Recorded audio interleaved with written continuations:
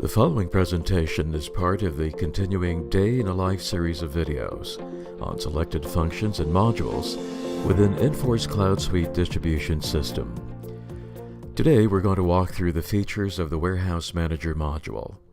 My name is Ray Tolentino.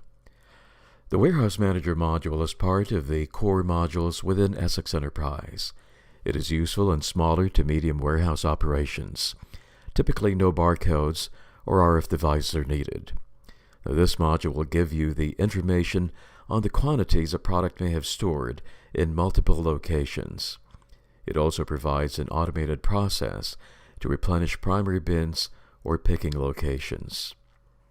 The communications page may provide notifications on warehouse activities, but typically, most of the activities in the system are handled behind the scenes. Now, this communications page is useful for sending notifications, alerts, and postings across your organization. It helps provide visibility on important events in the warehouse. The management of the warehouse and the way it handles the storage, picking, receiving, and replenishment of stock is going to rely on the selection of what we call administrative options.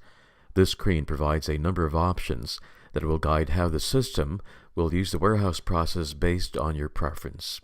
A combination of these options may change how products are picked or received. The directed bin put-away option will let the system decide which bins to use when goods are received from your suppliers. The attempted single bin put-away, for example, allows the system to find one location or the least number of locations where received products can be stored during the receiving process. The Warehouse Manager module also allows you to select which products in the warehouse are going to be managed with these options. There may be a small number of items that you may want to manage separately. This flag in the setup screen for the warehouse products allows you to identify which products are going to be automatically managed by the system. We are now going to take a look at the bin location setup function screen. Now, each warehouse, branch, or physical location can define unlimited number of locations where you can store products. A product can be assigned to one bin location, and depending on your preference and setting in the administrative options, you may also have multiple products in bin locations. The assignment is important if you want to set primary bin locations for picking to be closer to the staging area. The bin setup screen allows you to provide descriptions, define assignment, priority, status, bin type, size, and unit type attributes. The bin type assignment can also be open. That means the bin is empty, unassigned, and can be used. A primary bin is a location designated as the location where a specific product is stored for picking. You can also set the level of priority for picking for certain bins. The primary bin is typically set for first picking. The status field can be set in advance for the inactive and staging options. The available and in-service status are automatically assigned by the system when a product is assigned to the bin. The system keeps track of dates when products were first sorted, last stored, and last picked, part of the information used in the audit tracking process. You may build a table of bin types that are appropriate for your warehouse. In addition, to further define the capacity of the bin, you can build a table of bin and location sizes appropriate to the storage location. All these fields are going to be used by the system to validate capacity loads, limits, and restrictions. And again, for audit tracking purposes, every recorded activity is recorded to help provide analytical information down the road. Another feature in the setup of bins in the warehouse is the cross-reference setup. You can preset cross-reference records that define the size types of the bins and the maximum quantity for a specific product assigned to the size type. Let's take a look at the bin inquiry screen in the Warehouse Manager module. The bin inquiry screen provides a snapshot view of the bin information. It takes a look at the assignment, priority status, dimensions, history tracking of how many times items have been received and picked, and it also shows the items stored in the bin. It shows quantity available, unit of measure, on hand, committed, and the mins and maxes and history of each product in the bin. Now let's take a look at the product inquiry screen in the warehouse module. This is the inquiry screen that tells us how many bins a product may be stored in. In this case, the system is telling us that this product is stored in one primary location and two alternate bins with a number of open locations used by the system. We can drill down into each bin and see the status of the product in each of these locations.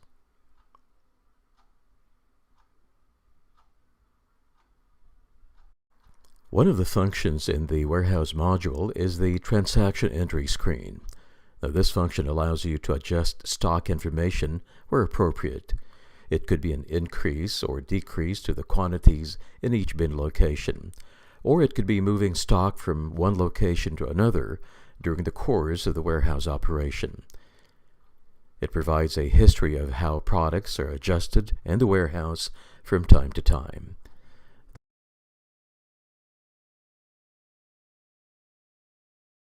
The Warehouse Manager module also provides reports and jobs that perform specific tasks.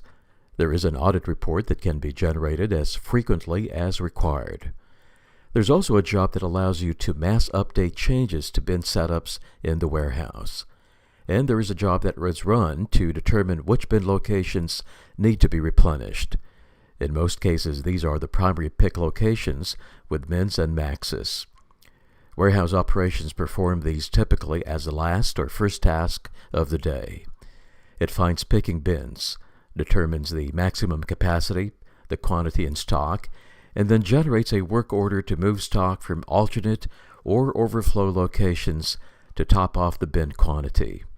Now, this will prepare the warehouse for a new day of orders to be processed. Some larger operations with high volume transactions perform these tasks several times in a day. The assignment of bins during the order cycle is automatic. The customer service rep does not need to worry about where the warehouse person is supposed to pick the items from. The system will automatically assign the bin locations when the order is generated. But just to show you how these defaults are set, let's follow an order being entered and how the bins are assigned automatically. In this case, as soon as I enter the item being ordered, the quantity allocated to the order is already being reserved in the warehouse from the primary bin location where it's stored. Now, if for some special reason the CSR would like to reassign the picking from another bin, the CSR with special permission can assign a different bin from the list that can be displayed at the line level of the order entry screen. Once the order is saved, the pick tickets or the pick instructions bear the assigned bins and quantities to be sent to the warehouse. Now, during the shipping process, the shipper will confirm the picked quantities and the bin locations indicated. Exceptions are noted, alternate bins assigned as confirmed in the picking process.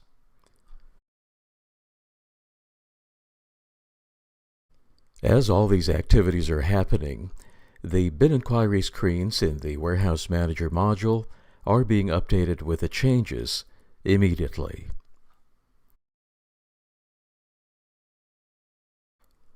During the receiving process, as purchased items are delivered and received, the receiving programs will automatically assign the bins where the products are stored. A receiver may decide to override the assignment and store the overflow quantities into other bin locations, or change the quantity allocation where appropriate.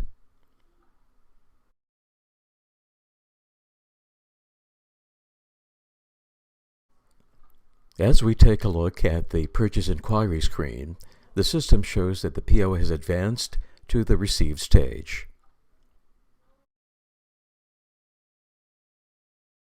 The Product Inquiry screen in the Warehouse Manager module shows the new available information for the product including all bin locations where quantities are stored. We also note that the system topped up the primary bin location first, making sure that the maximum quantity of 300 was assigned. The remaining received quantity were then assigned to another open location.